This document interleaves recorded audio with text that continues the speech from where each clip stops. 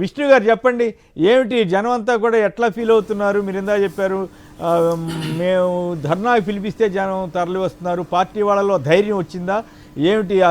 ఈ విద్యుత్ ఛార్జీల మీద జనంలో ఫీలింగ్ ఏమిటి? పర్వాలేదు పెంచితే పెంచారు అని ఫీల్ అవుతున్నారా, లేక తెలుగుదేశం మీడియా మళ్ళీ మొత్తం జగన్ గారిదే బాధ్యత అన్నట్టుగా ప్రచారం చేస్తుందా అని నమ్మే అవకాశం ఉందా? అంటే తెలుగుదేశం సంబంధించినటువంటి మీడియా ఎన్నికలకు ముందు ఏం మాటలు రాసిందో ఏం చెప్పిందో ఎన్నికల తర్వాత కూడా అదే రాస్తుంది. ప్రతిదానికి జగన్మోహన్ రెడ్డి గారే కారణం అని చెప్పి రాస్తుంది. ఇప్పుడిప్పుడే ప్రజలందరూ కూడా అర్థం చేసుకుంటా ఉన్నారు. ఇది ప్రత్యేకంగా కావాలని చెప్పని పనిగట్టుకుని ఈ మీడియా బుర్ర జరుగుతుంది అని చెప్పని అర్థమవుతుంది, అర్థమైంది కూడా.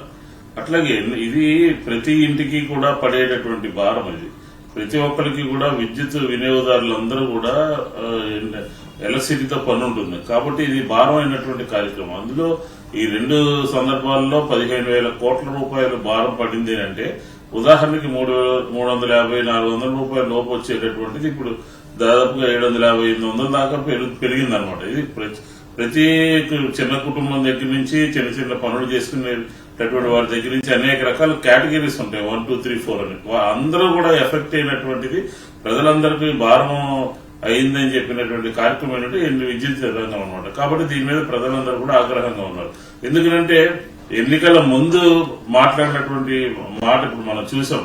నేను విద్యుత్తుని పెంచనని చెప్పని, నాణ్యమైన విద్యుత్ ఇస్తానని చెప్పని, మీరు ఉత్పత్తి చేసినటువంటి విద్యుత్తుని కొంటామని చెప్పని, ఇప్పుడేమో సోలార్ పెట్టుకోండి మీరు అందరూ అని చెప్పని డిపార్ట్మెంట్ వాళ్ళందరూ ఇంటింటికి పోతున్నారు. ఎస్సీ ఎస్టీ బీసీలకు సంబంధించినటువంటి దీంట్లోనేమో మొత్తం అంతా కూడా ఆఫ్ చేయడం జరిగింది. ఇది ఏంటంటే తీవ్రంగా ప్రజలకి ఉన్నప్పుడు సందర్భంలో ఇబ్బంది ఉన్నటువంటి సందర్భంలో జగన్మోహన్ రెడ్డి గారు సరైనటువంటి నిర్ణయం తీసుకున్నారు. ఎందుకంటే మొన్న ఒక వ్యక్తి పోతా 6 నెలల టైంలోనే టైం ఇవ్వద్దా అది ఇది అని చెప్పిన ఏదో మాట్లాడేది. ఇది కరెక్ట్ సరైనటువంటి సమయం. రైతులకు సంబంధించినటువంటి కానీ విద్యుత్ వినియోగదారులు ప్రజలకు సంబంధించినటువంటి వారికి వచ్చినటువంటి ఇబ్బంది వచ్చినటువంటి సందర్భంలో రోడ్డు మీదకి వచ్చి నిరసన తెలియజేయటము, వారి కష్టాన్ని పట్టించుకోవటము ఒక రాజకీయ పార్టీగా చేయాల్సినటువంటి కార్యక్రమం. అది కూడా కాకుండా ఈ 6 నెలల్లోనే ఇంత తీవ్రమైనటువంటి వ్యతిరేకత ఎదుర్కొంటున్నటువంటి ప్రభుత్వం ఏది కూడా లేదు. ఎందుకంటే ఈ ప్రభుత్వం యొక్క పనితీరు ఎన్నికల హామీలు అమలు చేయట్లేదు, అప్పులు తీసుకొస్తున్నారు, ఒకే చోట కేంద్రీకరిస్తున్నారు. ఇలాంటి సందర్భంలో ప్రభుత్వం మీద ప్రజలందరూ కూడా అనతి కాలంలోనే విసుగు చెంది ఒక రోడ్డు మీదకి వచ్చినటువంటి సందర్భం రెండు సార్లు చూసినాం మనం. ఒకటి రైతులకు సంబంధించింది, 2 విద్యుత్ వినియోగదారులకు సంబంధించింది. కాబట్టి ఖచ్చితంగా ప్రజల పార్టీ యంత్రాంగం అంతా కూడా ప్రజల దగ్గరికి వెళ్తున్నటువంటి సందర్భంలో వాళ్ళు ఇచ్చినటువంటి ధైర్యం అన్నమాట. ఈ ప్రభుత్వ వ్యతిరేక విధానాలు లేకపోతే ఈ భారాలు మోపటము, ట్యాక్సులు వేయటము, యూజర్ ఛార్జీలు వేయటము, ఇలాంటి సందర్భంలో ప్రజలు కార్యకర్తలు నాయకులు కూడా ధైర్యంగా రోడ్ల మీదకి వచ్చి ఈ రోజు ఆ చివరి నుంచి ఈ చివరి దాకా ఒక నియోజకవర్గం లేదు, 175 నియోజకవర్గాల్లోనూ కూడా భారీ ఎత్తున ప్రజలతో పాటు కార్యకర్తలు అందరూ కూడా రోడ్డు మీద వచ్చినటువంటి పరిస్థితి చూసాం. కాబట్టి ఈ ప్రభుత్వము అనతి కాలంలోనే మాకన్నా మీరు అన్నట్టు ఈవీఎంలా లేకపోతే ప్రజలు ఇచ్చినటువంటి 10% పోయి 30% మైనస్ లో ప్రస్తుతం ఉన్నటువంటి పరిస్థితి అయితే మనకి ర్యాలీ కానీ ప్రజల యొక్క ఆగ్రహాన్ని బట్టి అర్థమవుతుంది.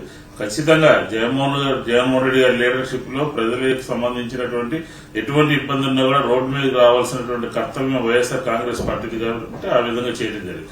అది కూడా కాకుండా ఏంటంటే చంద్రబాబు నాయుడు గారు విద్యుత్ శక్తి గురించి ఎప్పుడు ఆయన అధికారంలో ఉన్న సంస్కరణ తీసుకొచ్చానని చెప్పని అప్పుడేమో హైదరాబాద్ లో బషీర్బాగ్ లో కాల్పులు జరపడం జరిగింది, 2 చనిపోవడం జరిగింది.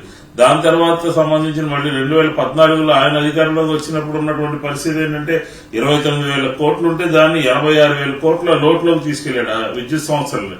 అలాగే ఆయన ఇచ్చినటువంటిది కూడా చాలా 13,000 కోట్లు ఇచ్చారు. అదే జగన్మోహన్ రెడ్డి గారు వచ్చిన తర్వాత 47,000 కోట్ల రూపాయలు ఇచ్చి దాన్ని స్థిరీకరించి ఎక్కడా కూడా ఇబ్బంది లేకుండా సంస్థలు కాపాడుకుంటూ వచ్చారు. శక్తితో ఒప్పందం చేసుకుని వారి టైంలో 4 రూపాయలు చిల్లర ఉన్నటువంటి 70 పైసలు ఉన్నట్టు దాన్ని తగ్గించి 2.49 తీసుకొచ్చి చేయడం జరిగింది. అది కూడా ఒక తప్పుగానే, అది కూడా ఒక ప్రజలకి మేలు చేయనటువంటి కార్యక్రమంగానే దాన్ని కూడా ఒక ఇష్యూ కింద తీసుకుని కొద్దికాలం వాళ్ళు చేసినటువంటి పరిస్థితి ఏంటో కనపడతాం.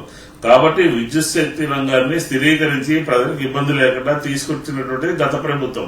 19 నుంచి 24 దగ్గర ఉన్నటువంటి ప్రభుత్వం. ఈ రోజు వచ్చినట్టు వెంటనే ఒక మూడు నెలల్లో ముందు మాట్లాడేటువంటి మాటని మళ్ళీ 3 నెలల తర్వాత ఏ రకంగా భారాలు మోపారో, ఏ రకంగా ఎన్ని వేల కోట్ల రూపాయలు భారాలు మోపారో, ఏ రకంగా ప్రజలు ఇబ్బందికి గురి చేశారని మనకు స్పష్టంగా అర్థమవుతుంది. కాబట్టి ఇప్పుడు ఆంధ్రప్రదేశ్ లో ప్రజలు సంబంధించినటువంటి ఒక భరోసా వచ్చింది. వైఎస్ఆర్ కాంగ్రెస్ పార్టీ మనకు అండగా ఉంది. ఏ ప్రభుత్వం నిర్ణయం తీసుకున్నా, ప్రజా వ్యతిరేక నిర్ణయం తీసుకున్నా జగన్మోహన్ రెడ్డి గారు ఉన్నారు అని చెప్పని ఒక ఇది మనకి స్పష్టంగా కనబడుతుంది. సిగ్నల్ ప్రజల నుంచి స్పష్టంగా పార్టీకి కూడా కనబడుతోంది. అంటే జనం స్వచ్ఛందంగానే వస్తున్నారా విష్ణు గారు?